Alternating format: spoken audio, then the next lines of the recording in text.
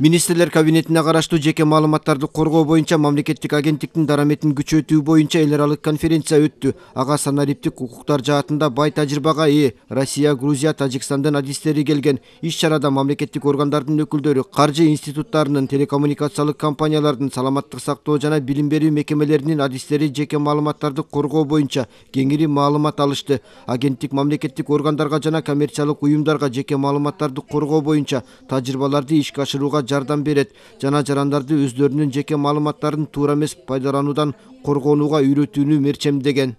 Во всем мире существуют определенные правила. Дүйнөдө жеке маалыматтарды коргоо боюнча жалпы регламент деп аталган эрежелер бар. Мисалы, Кыргызстандагы коммерциялык уюм Евробиримдикке кандайдыр бир продукция жеткирүүнү кааласа, анда Европа өлкөлөрү силерде бул системаны түзүүгө негиз барбы, же жеке маалыматтар корголобу деп сурайт. Эми коммерциялык уюмдар бул жаатта иш алып барган мекеме бар деп айтылат.